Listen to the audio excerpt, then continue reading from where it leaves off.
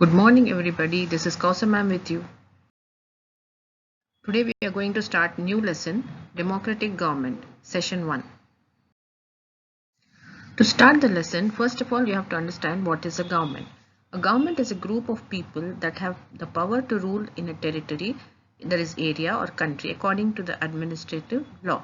This territory may be a country, a state or a province within a country or a region.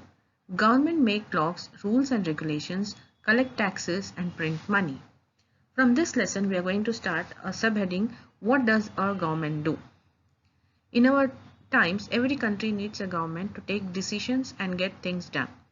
These decisions can be about where to build roads and schools or how to reduce the price of onions when they get too expensive or ways to increase the supply of electricity. The government also takes action on many social issues. For example, it has several programs to help the poor and it does other important things such as running postal and railway services.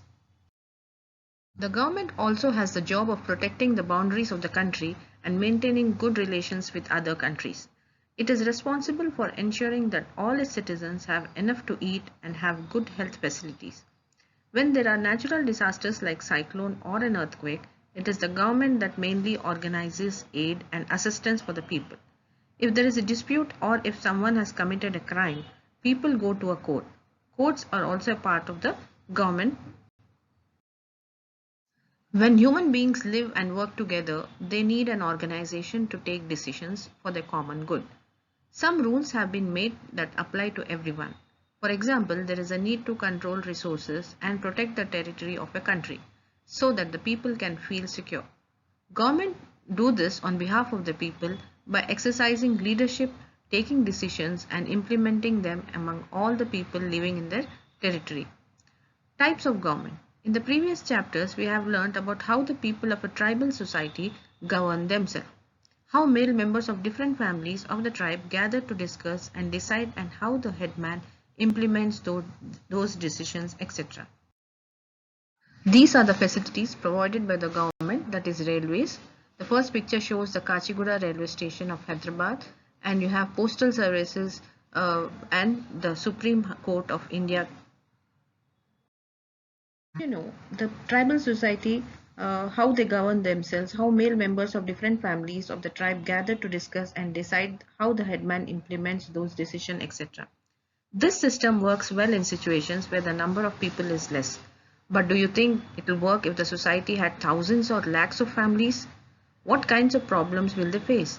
Similarly, this kind of arrangement worked if all the members of the society had the same cultural background, that is religion, caste, language, etc., as the rules of behavior could be agreeable to all. However, if a society has people of different cultures, will it work? Moreover, the tribal arrangement worked where the interests, ambitions and the lifestyles of the people were quite similar. There were no classes like the rich and the poor. But in societies with varying interests and various classes like farmers, traders, money lenders, industrialists, workers without land or other resources, etc., there could be so many differences that they could not be able to arrive at a common solution to a problem. Hence, in historic times, kings, queens and emperors made the laws and implemented them with the help of armies and officials. They also decided where to build roads, how much tax was to be collected, etc. If people did not agree with them or did not follow their orders, they could be punished. No one could question their authority and disobey their orders. Many kings were not satisfied with the ruling their own kingdom and constantly waged wars to expand their kingdoms. This form of government was called monarchy. The monarch's or king or queen has the power to make decisions and run the government. The monarchs also act as the supreme judges in all important cases of dispute. The monarch may have a small group of people to discuss matters with, but with final decision power remains with the monarch.